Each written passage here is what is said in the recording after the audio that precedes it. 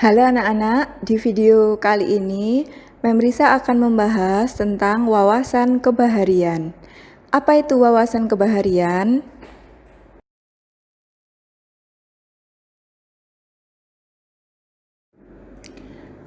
Kebaharian yaitu segala sesuatu yang berhubungan dengan laut.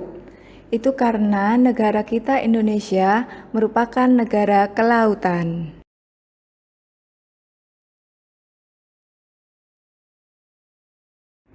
Nah, mengapa anak-anak perlu mempelajari kebaharian? Pertama, karena Indonesia kaya akan sumber daya laut. Nah, untuk mengetahui potensi sumber daya laut Indonesia, diperlukan ilmu pengetahuan, sehingga anak-anak dapat memanfaatkan sumber daya laut secara bijak.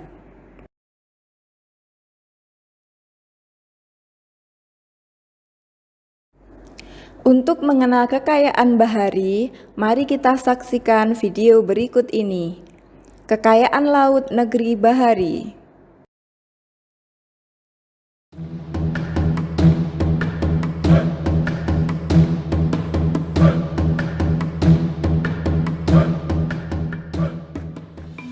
Wilayah perairan Indonesia merupakan wilayah strategis bagi pelayaran dunia sejak dahulu, menghubungkan negara-negara di Asia, Eropa, dan Timur Tengah.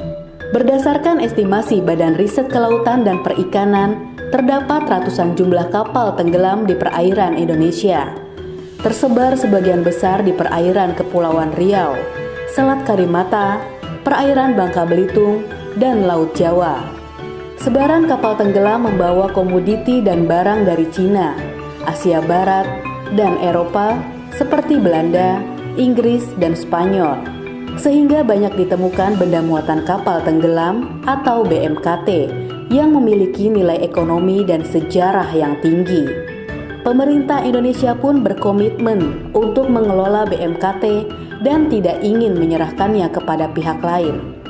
Karena BMKT adalah milik bangsa dan identitas Indonesia sebagai negara maritim. Dibentuklah Panitia Nasional Pengangkatan dan Pemanfaatan Benda Berharga Asal Muatan Kapal Tenggelam yang diketuai Menteri Kelautan dan Perikanan guna merespon banyaknya tindakan ilegal terhadap BMKT, serta dalam rangka mempercepat proses pemanfaatan agar pengelolaan BMKT lebih optimal, terkoordinasi, dan mandiri.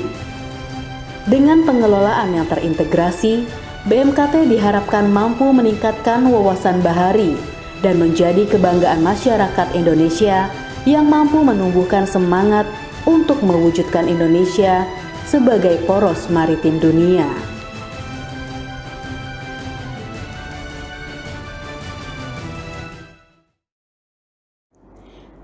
Video berikutnya, kekayaan laut milik Indonesia.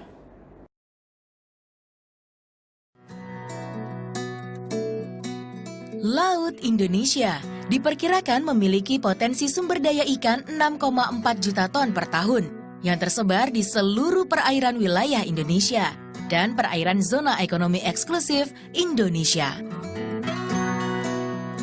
Indonesia menjadi salah satu negara bahari yang memiliki kawasan terumbu karang yang luas, mencapai 7.500 km. Kondisi ini membuat perairan Indonesia menjadi salah satu ekosistem laut terkaya yang ada di dunia, termasuk habitat biota laut langka serta migratory species. Laut Indonesia dijuluki sebagai The Queen of Pearl karena menghasilkan salah satu mutiara langka di dunia yang bernama South Sea Pearl. Berdasar data dari Kementerian Kelautan dan Perikanan, di dunia produksi South Sea Pearl mencapai 12 ton per tahun. Dan Indonesia menghasilkan hampir 7 ton di antaranya. Hal ini berarti lebih dari 50% mutiara jenis ini yang ada di dunia berasal dari Indonesia. Nah, video terakhir, fakta sumber daya laut.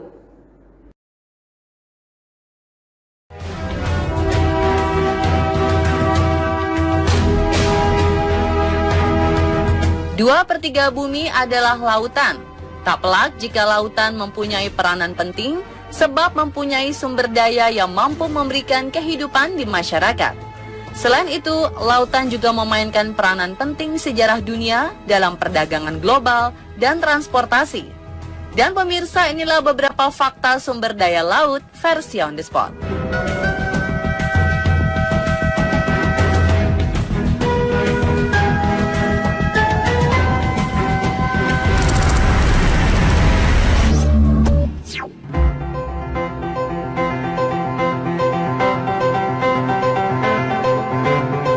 Selama ini kita bangga jika Indonesia termasuk salah satu negara dengan kekayaan dan keindahan laut terbaik.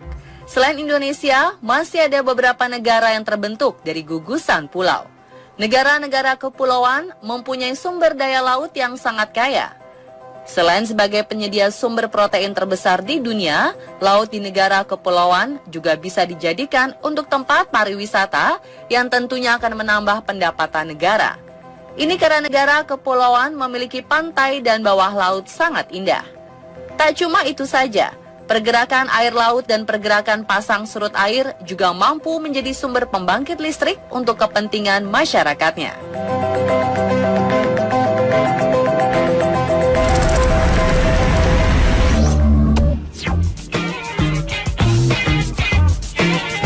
Laut dan pantai merupakan objek wisata yang berkembang pesat di industri pariwisata dunia. Bahkan pariwisata kelautan bisa menjadi sumber utama pendapatan suatu negara, seperti yang dilakukan oleh Maladewa. Negara kepulauan yang terdiri dari 1.192 pulau karang kecil ini mempunyai pendapatan per kapita 143 juta rupiah. Maladewa sukses membangun tata kelola pariwisata bahari, terutama pengembangan pulau-pulau kecil oleh investor asing.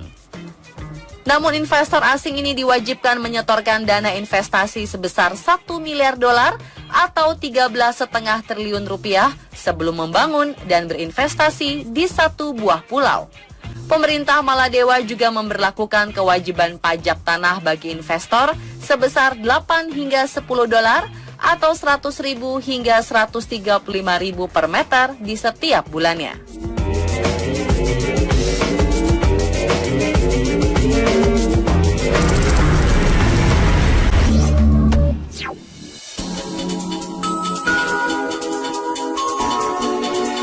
Dengan banyaknya pantai dan laut yang indah, sektor pariwisata kelautan Indonesia kini difokuskan untuk menjadi andalan di sektor pariwisata. Hal ini semakin diperkuat dengan keseriusan pemerintah pusat dan daerah yang mengolah dan mengoptimalisasi wisata bahari sebagai keunggulan pariwisata di Indonesia. Destinasi wisata bahari yang menjadi prioritas utama adalah Tanjung Kelayang, Kepulauan Seribu, Tanjung Lesung, Mandalika di Nusa Tenggara Barat, Pulau Kodo, Wakatobi, dan Pulau Morotai. Indonesia juga mempunyai beberapa tempat wisata menarik lainnya, seperti Taka Bonerate yang merupakan atol ketiga terbesar di dunia, dan spot Parimanta di Raja Ampat.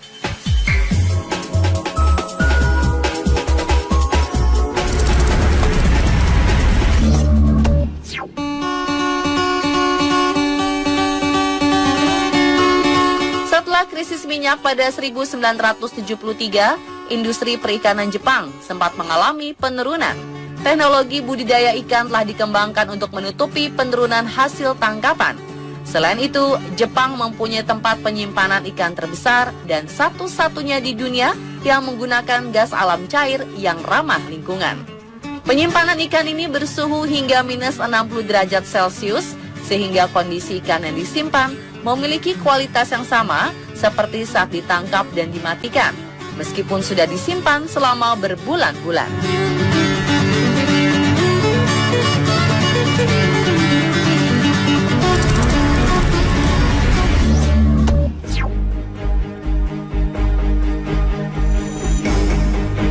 Asia, khususnya Asia Tenggara, memiliki potensi besar di laut, yaitu potensi perikanan dan potensi mineral yang terkandung di dasar laut.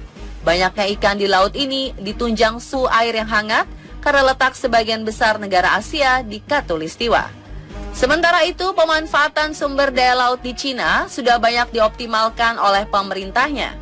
Bahkan ekonomi perikanan Cina berkembang 15% per tahun yang menjadikan Cina sebagai kekuatan besar di bidang perikanan.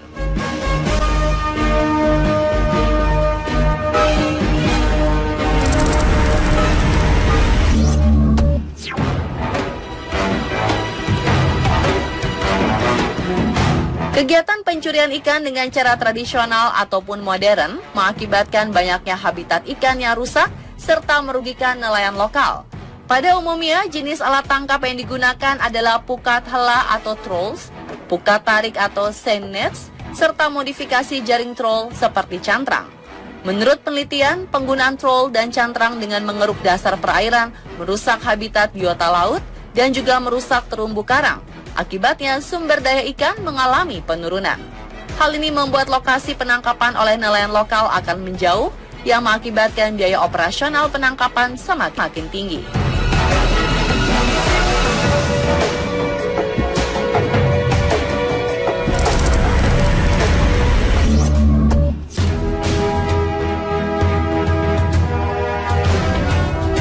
Di wilayah pengelolaan perikanan Indonesia, pencurian ikan banyak dilakukan oleh kapal-kapal ikan asing. Akibatnya kejahatan transnasional itu berdampak pada industri perikanan dan permasalahan lingkungan. Pencurian ikan mengakibatkan kerugian ekonomi Indonesia sebesar 20 miliar dolar atau 270,36 triliun rupiah per tahun dan juga mengancam 65% terumbu karang Indonesia. Sebuah angka yang sangat fantastis. Dan di era pemerintahan Jokowi JK, pemberantasan pencurian ikan terbukti menguntungkan negara. Pertumbuhan sektor perikanan naik menjadi 7,1 juta ton di 2015, 9,9 juta ton di 2016, dan diperkirakan mencapai 12 juta ton di 2017.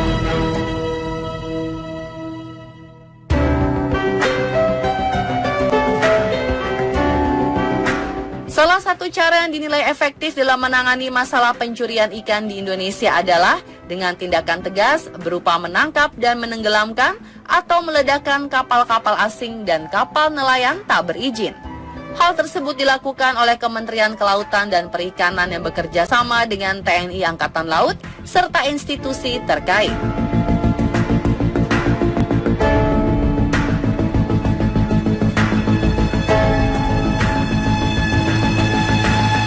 Dan pemirsa, itulah fakta sumber daya laut versi on the spot.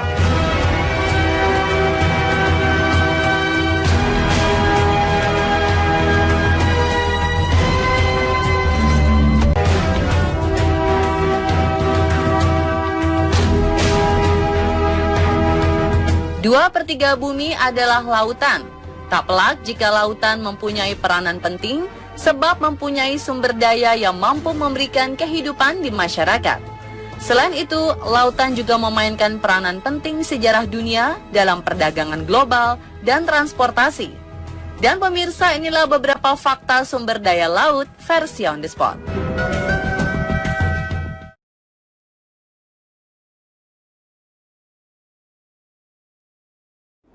Sekian materi kali ini.